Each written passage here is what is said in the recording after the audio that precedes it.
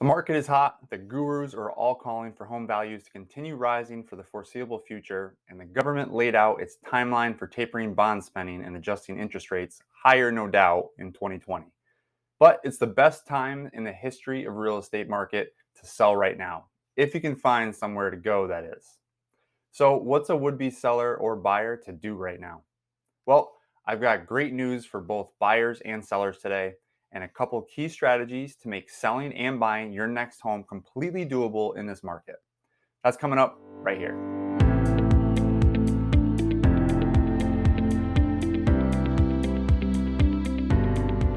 What's going on, everyone? I'm Rick Harrison with MVP Realty, and on this channel, I teach you everything you need to know about living, buying, and selling in Fort Myers, Florida.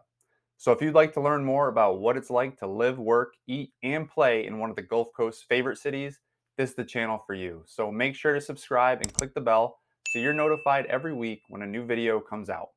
And don't forget to leave your answer to the question of the day in the comments below. All right, so this week's video is actually inspired by one of you guys out there watching my channel. So thank you for reaching out and asking. And if you have any questions, please don't hesitate to reach out and ask. I guarantee if you're thinking it, someone else out there is too, and it's something I can answer for everyone in a video, just like I'm doing right now. All right, so how is a seller supposed to sell right now when they know they're going to be facing a crazy market out there? Okay, so let's start off with the good news. Christmas is coming early this year because the market has started to cool off a bit and will continue to do so throughout the holidays and into the new year. With that in mind, you can expect some of the best opportunities to put in offers without as much competition. In addition, with the market cooling down in general due to buyers' exhaustion with the market conditions, you will see homes reducing their prices more often and homes sitting on the market longer. And finally, as a seller with inventory still extremely low and demand high, you still have a majority of the leverage over buyers, meaning you can make more demands and still expect to sell for top dollar. And I think you're going to see that even more, especially in the coming months, as buyers try to rush and buy before the feds increase interest rates. If you haven't watched my last two market updates, do that later to catch up on where the market looks to be heading in 22. So now that we know the good news and that you as a seller have most of the leverage, what can you do with that leverage to make selling and buying possible and a win-win for you? First, let's talk about the simple strategy you or your agent can use, how it works, and then how to set this up so the transactions run smoothly. So to start off, with you having a majority of the leverage, you can make more demands of buyers right now. One of those demands can be a rider to the contract for purchase of another property. In other words, it says that you cannot close on the house until you have located and had an offer accepted for another property. In addition to this rider, you may also be able to ask for a temporary lease back in which the buyers close on the home and you rent it back for an agreed upon rental price so you have time to find and purchase another property. If the buyer is financing it as a primary residence, in many cases the maximum amount of time is 60 days. If it's a secondary or investment, it can be longer. On the other hand, for buyers, this is a strategy that can help you win deals and even beat out higher offers. I've helped several clients beat out offers over $25,000 more with that strategy. If you can float the mortgage and let them stay for a month or two for free, it can really seal the deal. And that's something sellers can expect to see in offers as well.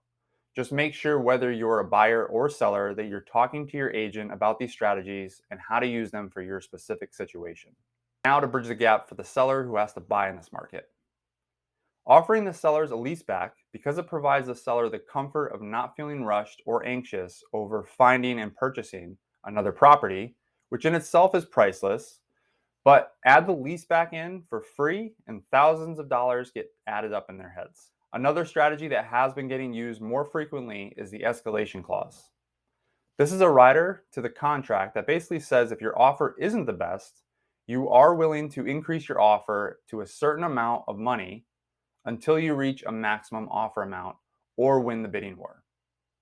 The thing that can be tricky with this strategy is that it requires an agent who's very knowledgeable in the market and can estimate with fair precision what the property is likely to appraise for. If it appraises for much less than your winning offer, you will either need to come up with the difference or try to negotiate to splitting the difference or the seller coming all the way down, which might not go well in this market. If you're struggling to find the money to pay the difference, depending on your situation and financing, you may be able to reduce your down payment and use that money. For instance, if you were putting down 20% on the property, you could reduce it to 10% or 3.5% in an FHA loan and use the other 16.5% to make up the difference. But the key strategy in this contract, if you can get it to stick, is the home sale contingency. This contingency says to the seller that we cannot close on this property until my house sale closes. A lot of times, this is used when the financing depends on the net proceeds from the sale.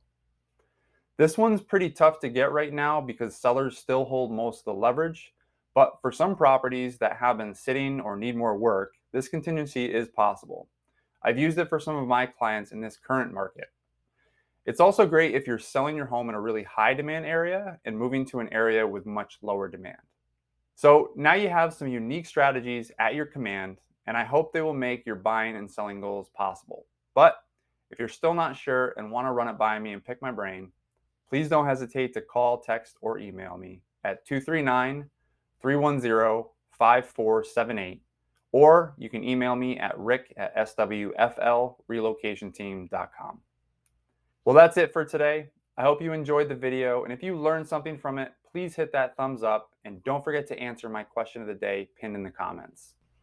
And if you want to see more videos like this, subscribe and click that bell so you'll get notified as soon as I release the next video. Thanks again for watching, and I'll see you next week.